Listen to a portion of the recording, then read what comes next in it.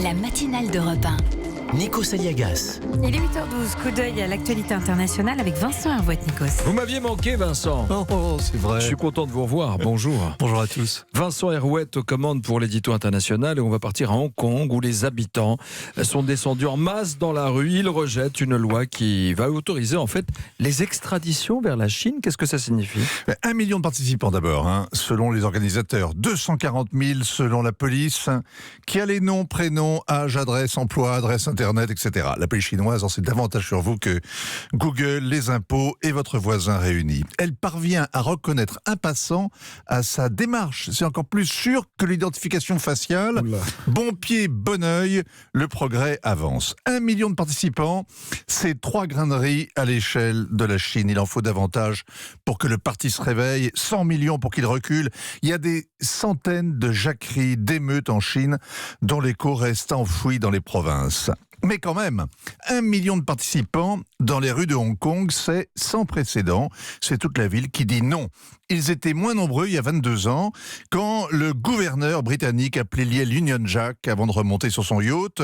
Ceux qui fêtaient alors la rétrocession à la Chine se doutaient bien que Pékin chercherait à rogner la liberté d'expression, de manifester, d'entreprendre. Et un pays, deux systèmes, c'est surtout le système judiciaire indépendant, l'état de droit. C'est pour ça que Hong Kong reste la 3e place financière au monde. C'est parce que la communauté d'affaires s'y sent encore en sécurité. La loi débattue après-demain en fait permet d'extrader les suspects vers Pékin directement. Oui, alors avec une petite limite, les cas d'évasion fiscale ne seront pas concernés, ni les crimes politiques, ni les crimes religieux.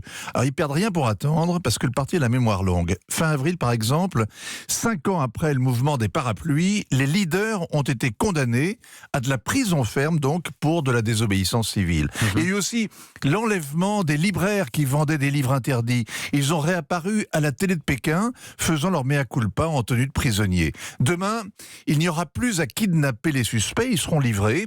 L'arrivée du TGV a d'ailleurs permis de construire une gare en plein centre de Hong Kong qui jouit de l'extraterritorialité. La police chinoise s'y tient prête pour des extraditions à très grande vitesse. Le progrès, toujours implacable. Les manifestants défilaient hier en dénonçant une loi maléfique, mais le diable est déjà dans la maison. Alors il faut admirer le courage de ces manifestants parce que ils sont comme les condamnés dans le couloir de la mort. Ils gardent espoir, mais le temps joue contre eux. Pékin refait l'Anschluss. La Chine est devenue si puissante que le monde regarde ailleurs, si capitaliste qu'elle n'a plus grand-chose à apprendre de l'ancienne colonie britannique et beaucoup moins de raisons de l'aménager. Vincent Hervouette pour l'édito international sur Bravo. Bravo.